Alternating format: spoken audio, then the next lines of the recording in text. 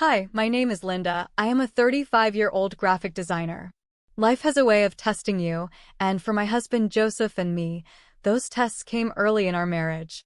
Joseph was always a gentle soul, sensitive and caring, which unfortunately made him a target at his workplace.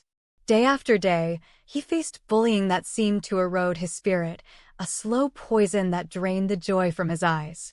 One evening, Joseph came home, his shoulders slumped more than usual, a defeated tilt to his head that I hadn't seen before. It was the day he resigned. Sitting at our small kitchen table, over cups of lukewarm coffee, we faced the weight of his decision.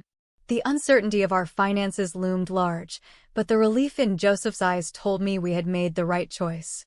"We'll get through this," I remember whispering, more to myself than to him, clinging to the hope that was now a fragile thread. In the months that followed, Joseph's recovery became our primary focus. It was during this delicate time that we dreamed up the idea of building a new home, a barrier-free house that would not only symbolize a fresh start, but would also cater to the needs of my mother, Sandra. She had recently become paralyzed in a car accident, and her resilience in the face of such adversity strengthened our resolve. Together, we sketched out plans on scraps of paper, each line drawn with a vision of a home filled with love and devoid of barriers, both physical and emotional. It was more than a building. It was our beacon of hope.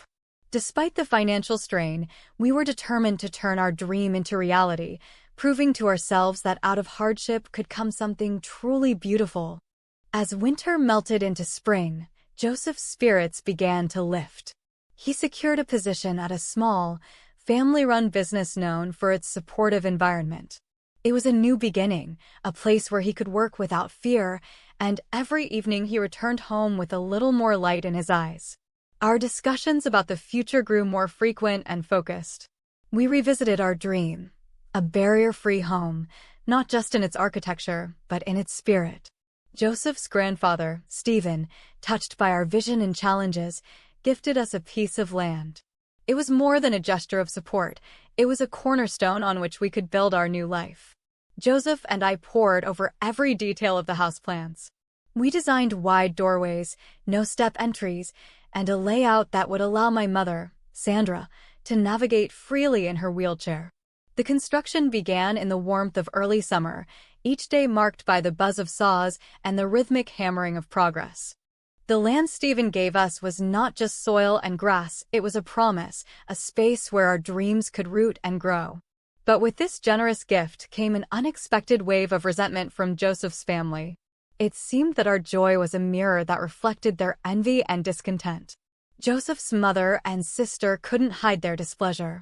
"It's unfair for one to get so much," his sister muttered during a family dinner, her words laced with bitterness.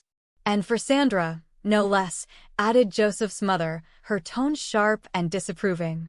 Their words hung heavy in the air, like a storm cloud threatening to burst. Despite the mounting tensions, Joseph stood as my unwavering pillar. His belief in our project was unshaken. "We're building a home for our family," he would often say, reinforcing that Sandra was as much a part of this family as anyone else. His conviction was clear, his voice steady, even when his family's words turned from cold to cruel. This rift did not sway our focus. Instead, we poured our energy into the construction of our home, each day drawing a line in the sand between us and the resentment that sought to undermine our happiness. We knew we were not just building walls and floors, we were fortifying our future against the storms of judgment and jealousy. Life, as unpredictable as it is, struck a harsh blow one foggy morning. Joseph was involved in a devastating car accident, and despite the best efforts of the doctors, he slipped away, leaving a void that seemed too vast to ever fill. The news shattered my heart, each piece weighed down by unspeakable grief. The aftermath was a blur of somber faces and whispered condolences, but the real storm brewed when it came time to arrange Joseph's funeral. Instead of support, Joseph's family's words turned accusatory, their grief manifesting as anger directed at me. "This wouldn't have happened if you hadn't taken him away from us," his sister spat out during one of the many heated arguments over the funeral details. Their blame was cruel, an unfair addition to the heavy burden of loss. As we laid Joseph to rest, The air was thick with tension, the solemnity of the occasion marred by whispered grievances and sharp looks. It felt like walking through a minefield, where any step could bring about another explosion of family conflict. Left alone without Joseph's mediation, the rift between us widened. His family's bitterness seemed to grow with each passing day, as if their grief found comfort in blaming me. I struggled to navigate the storm of their hostility, each interaction a painful reminder of the support I had lost with Joseph's passing. After Joseph's tragic passing, the conflict over our shared dream home escalated. His sister and mother, driven by grief and misplaced anger, saw the house as their rightful inheritance and began to stake their claim. They disregarded my feelings and our plans, treating the space as if I and my memories with Joseph were mere obstacles. Their aggressive attempts to take over the house reached a boiling point one dreary afternoon when I found them in the living room, sorting through Joseph's belongings as if cataloging items for a sale.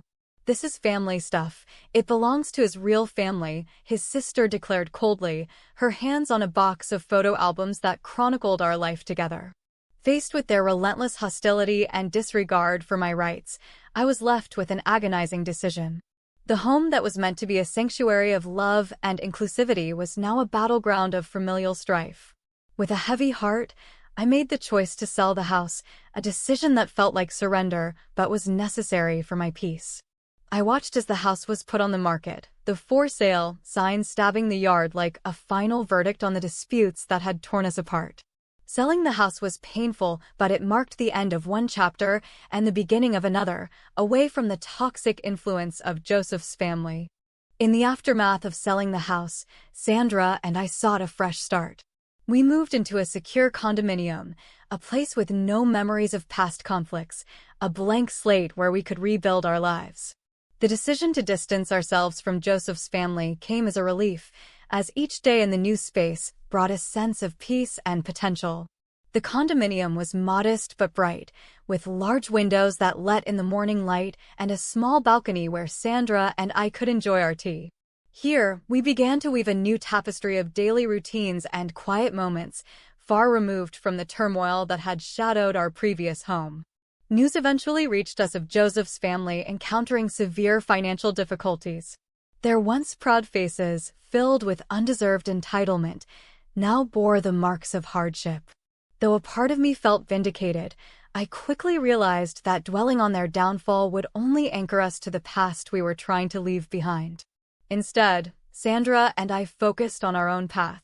We decorated our new home with warmth and welcomed friends who brought laughter and companionship.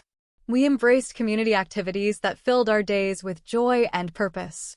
This chapter of our lives was not just about moving on but about moving forward, honoring Joseph's memory not through the place we lived, but through the values he taught us: kindness, resilience, and the courage to forge new beginnings.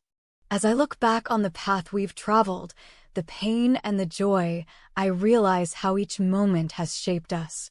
We were pushed to our limits, tested in ways we never expected, but we emerged with a clearer understanding of what truly matters. In this new chapter, free from the shadows of the past, we cherish each day and each other, ensuring that the legacy we build is one of kindness and resilience, a fitting tribute to the love we continue to hold for Joseph. Thus, with a heart looking forward to the promise of tomorrow, I close this narrative of our past. Sandra and I have not just survived, we have thrived, turning a story of loss into one of profound rebirth.